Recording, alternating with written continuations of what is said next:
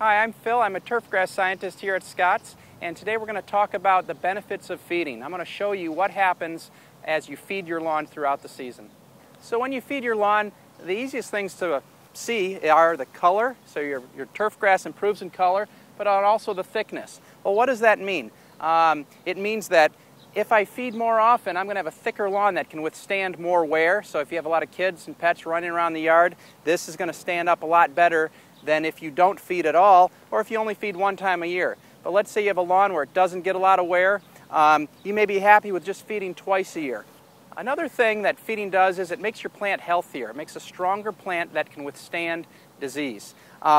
Just look down here and you'll notice these white areas, and that's a disease called dollar spot. And dollar spot's caused by a fungal pathogen. And dollar spot can attack an unfed turf a lot easier than it can attack a fed turf. So we haven't put any fungicide, there's no control on here. Just naturally, by feeding more regularly, you're going to have little to no dollar spot on these plots that were fed 4 times a year, 3 times per year, 2 times per year. So as you feed more often, you're going to strengthen that plant and you're going to have less of certain diseases.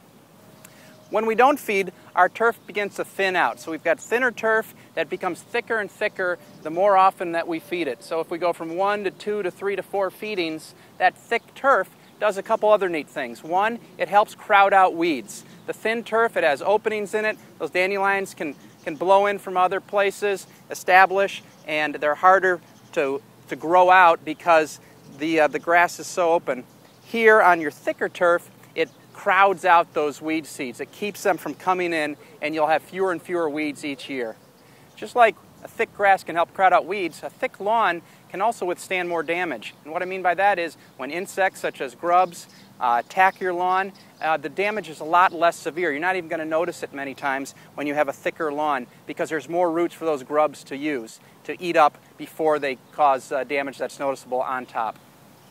Thanks for watching, and feel free to leave your comments below. If you have more questions, visit scotts.com. I am Phil, and I am Scotts Miracle-Gro.